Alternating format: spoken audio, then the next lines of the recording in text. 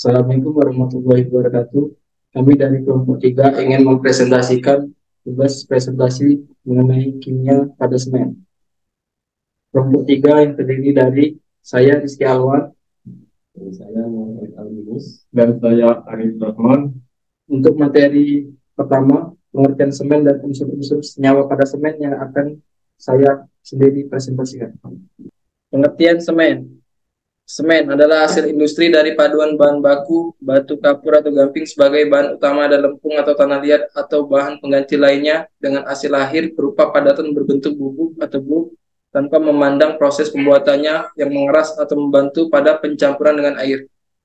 Unsur-unsur kimia utama di dalam semen: 3CaO SiO2 atau trikalsium silikat atau disingkat C3S, 2CaO Si02, disalsium silikat atau disingkat C2S, 3CaO Ai203, trikalsium aluminate atau disingkat C3A, 4CaO Ai203 Fe203, tetrakalsium aluminaferit atau disingkat C4AF, dan bahan lainnya kurang dari 5% adalah gipsum oksida alkali, magnesium oksida, dan fosforus pontoksida. Bahan baku semen. Bahan baku semen itu biasanya batu kapur, pasir silika, gipsum, tanah liat, dan pasir besi.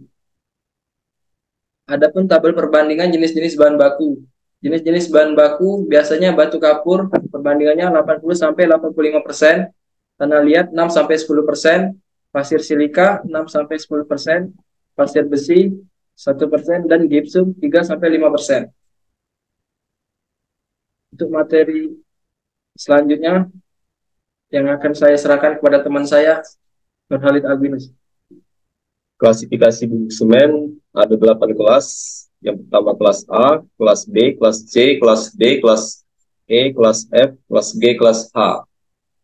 Tiap kelas memiliki komposisi kimia yang sedikit berbeda. Oleh karena itu, biasanya spesifikasi semen akan diatur insinyur atau teknik sipil tergantung pada kebutuhan proyek yang akan digunakan.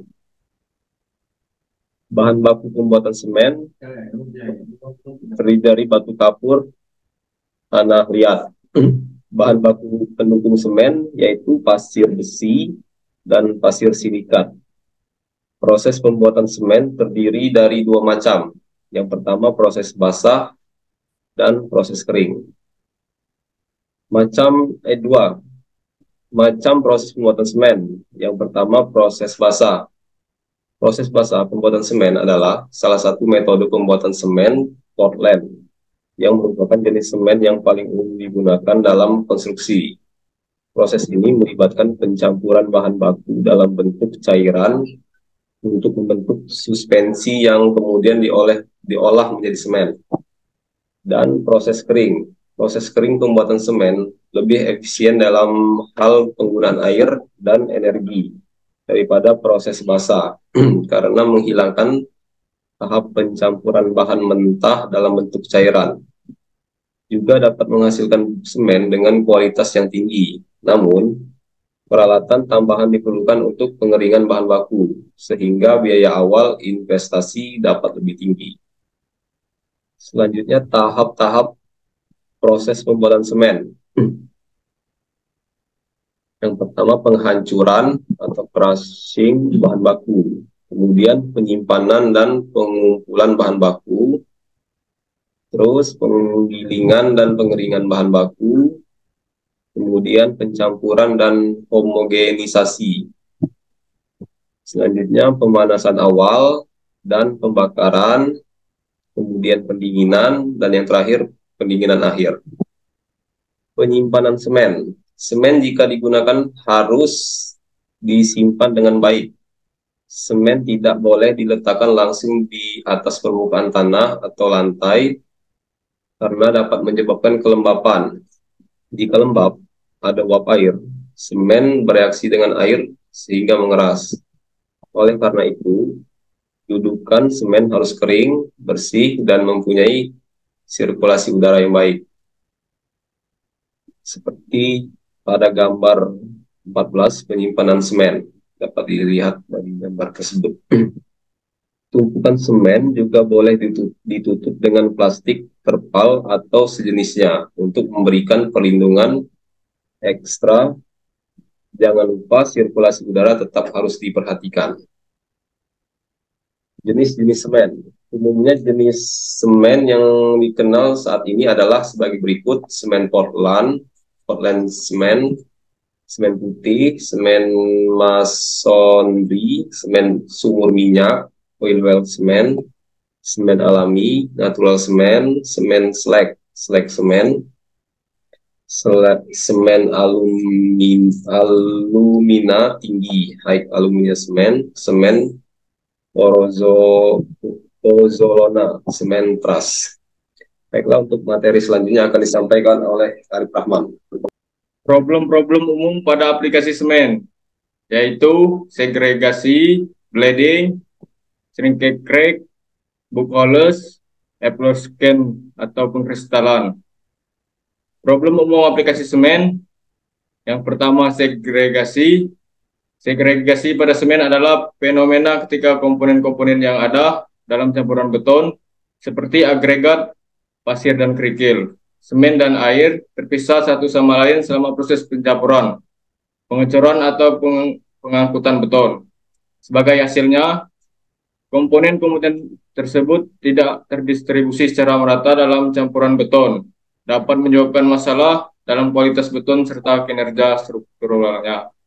Faktor yang dapat menyebabkan segregasi adalah yang pertama, perbedaan berat jenis. Yang kedua, kurangnya konsistensi campuran. Yang ketiga, pemadatan yang tidak tepat. Yang keempat, panjang jarak pemompaan atau pengangkutan. Yang kedua, bleeding. Bleeding pada beton adalah kondisi di mana air dalam campuran beton naik ke permukaan beton saat beton masih dalam proses pengerasan. Ini dapat menghasilkan lapisan air atau air berlebihan di atas permukaan beton yang baru dicor. Bleeding terjadi karena adanya perbedaan berat jenis antara komponen-komponen dalam campuran beton yang menyebabkan air cenderung naik ke atas. Faktor yang dapat menyebabkan bleeding, yang pertama, konsistensi campuran yang terlalu cair. Yang kedua, tinggi kadar air dalam campuran. Dan yang ketiga, tekanan udara yang rendah. Yang ketiga, shrinkage crack.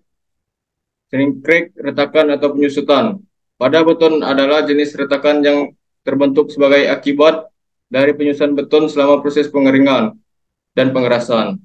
Proses penyusutan ini disebabkan oleh beberapa faktor, termasuk hilangnya air dalam campuran beton dan perubahan volume beton saat mengeras. Faktor yang dapat menyebabkan shrinkage crack, yang pertama penyusutan bahan, yang kedua suhu, yang ketiga rasio air kertas, yang keempat metode pengecoran, dan yang terakhir kondisi curing. Buccoles atau lubang serangga adalah lubang-lubang kecil dan tidak teratur yang terbentuk di permukaan beton saat beton sedang dicor dan dipadatkan.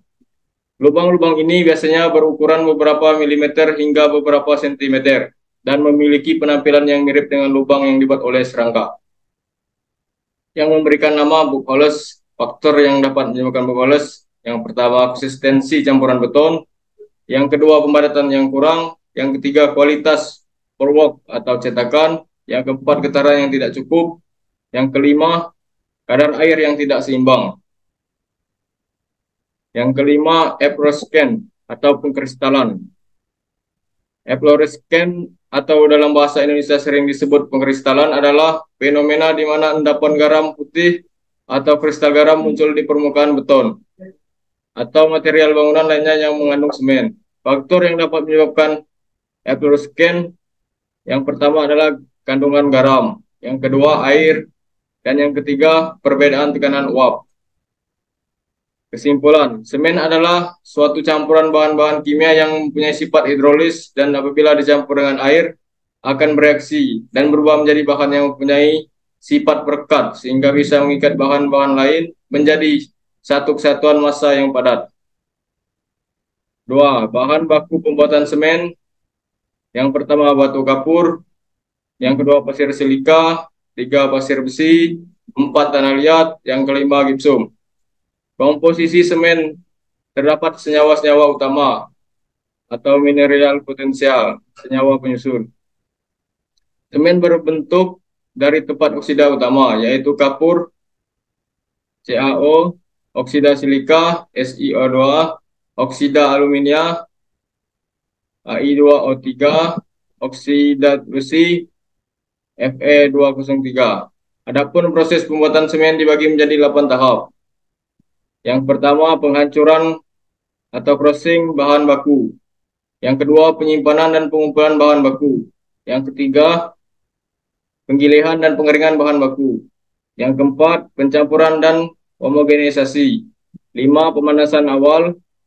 6, pembakaran. 7, pendinginan. Dan terakhir, pendinginan akhir. Terima kasih. Baiklah, sekian penyampaian materi tugas dari kimia dasar.